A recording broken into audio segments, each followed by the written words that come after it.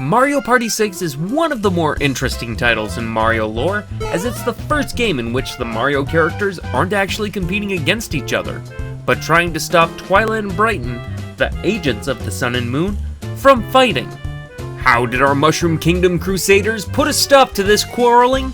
Well, I'm your host 24Kevin, here for 24Kevintendo, and this is the story you might not know about Mario Party 6.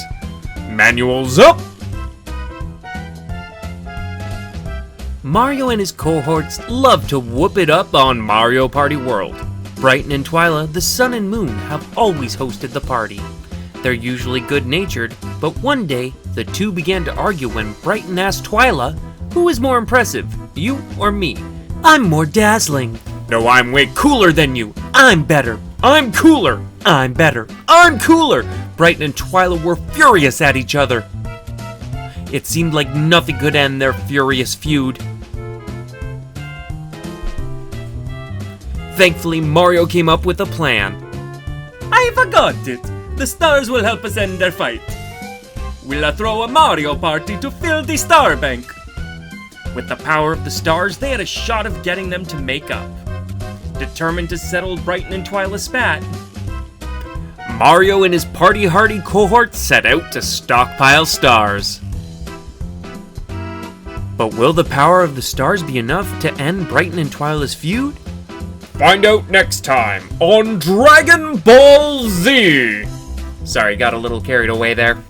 Anyways, the Mushroom Kingdom crew sets out and party through Mario Party World, buying things from the shop with stars in order to fill up the Miracle Book, a pop-up book filled with Mario Party highlights, which shows up in the epilogue. You filled the star bank. Maybe now Brighton and Twila will settle their feud. What's all this? Whoa! The star bank is packed with stars! Simply amazing!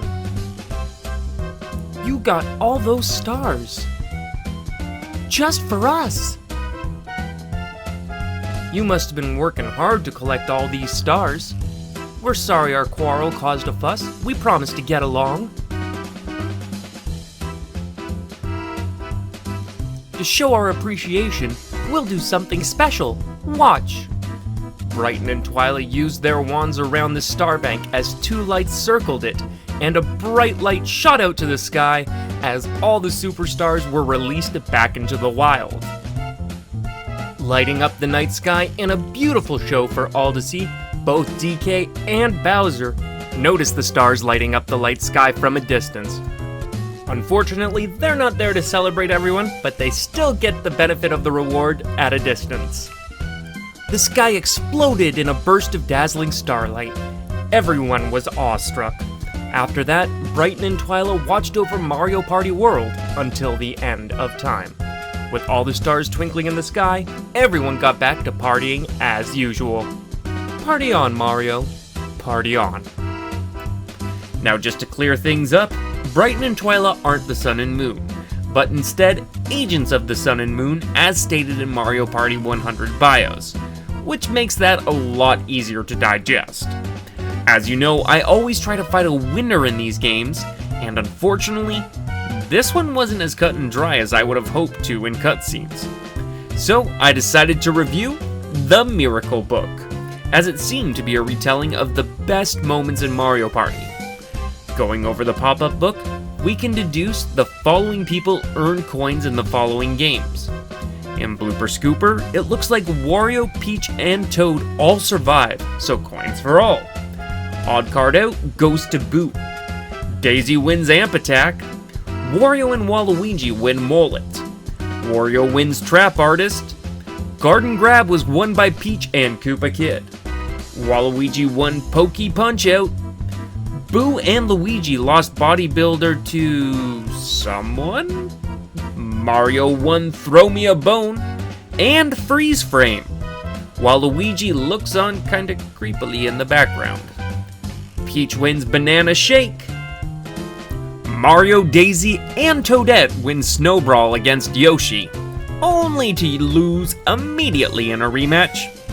Daisy wins Treasure Trawlers. Koopa Kid and Boo lose Dust Till Dawn against an unknown opponent. Mario and Luigi face each other in Smash Dance. However, they actually face each other twice, as you can tell by the backgrounds. One took place during the day, and one took place during the night. So I'm going to give a win to both of them, just for the sake of it. Mario defeats Peach in Misty Surprise. It appears everyone loses in Dizzy Rotisserie to Bowser. Mario wins Strawberry Short Fuse. Peach defeats Yoshi in Catch Ya Later.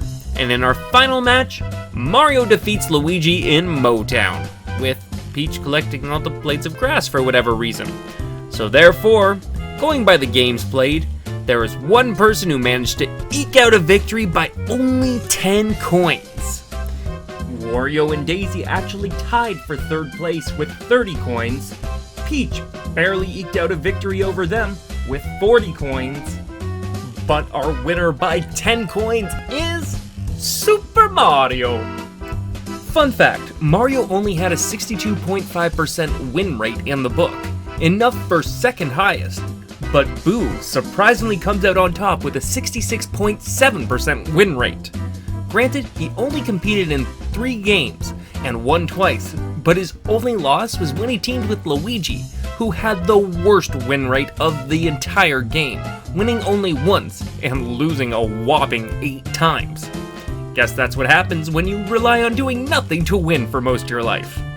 Anyways, with that discretions out of the way, it's easier to see why Mario would have invited Boo back for Mario Party 7. Now, as I mentioned, the characters aren't actually competing against each other, but instead competing on a team to try and help fix the cosmic imbalance. Interestingly enough, Koopa Kid is actually playable in the game and winds up being an ally for the party. Canonically, this does make sense, as Bowser and Koopa Kid seem to enjoy participating in the Mario parties, so them trying to save the cosmos of Party World would also make sense. Bowser is actually more fair in this game as well. Instead of inherently always getting bad game results by landing on a Bowser space, Bowser actually has you compete in a minigame and potentially could have no effect on the players at all, which is kinda how Mario Party works anyways. I guess it is kinda nice seeing Bowser have fun at one of these parties. One final interesting thing I should mention about Bowser, and that's when the credits are rolling and the stars are shooting across the sky, you can see that Bowser has a shocked look on his face, as if he didn't expect it to happen. But then you can almost see the gears turning in his head. Now this could indicate that these stars are spreading only around Mario Party World, or possibly further. They do say that stars light up the night sky, which could indicate a connection to a certain game that takes place in outer space. Now, before we get too crazy on the theorizing map here, I am not saying that this is a precursor to Mario Galaxy or Mario 64 or any game featuring Power Stars, as they have clearly existed in the Mario universe for quite some time. But the spread of these stars and Bowser seeing them could indicate Bowser collecting them and using them to increase his power in a future game. There is also DK who sees these stars, and he would probably go collecting them too, which could also help explain how he continued to keep his DK spaces funded in Mario Party 7, but more on that in the next video. In the end, many people have fond memories of Mario Party 6, some even claiming it's the greatest Mario Party that they have ever played, largely in part due to the day and night cycle. And although we all fight, the most important thing is the friends we made along the way. But you lose friends in Mario Party! Don't ruin this for me! And that's all the time we got for today's episode of The Story You Might Not Know. Please don't forget to like and subscribe. We actually just hit over 600 subs, so thank you all so much for continuing to subscribe and share these videos. By the way, I got a Discord now. I'll link it in the comments below, and hopefully I'll be able to see you guys there. But for everyone here at 24KevinTendo, I'm your host, 24Kevin. See you guys next time. I hope you all had a great day. Bye!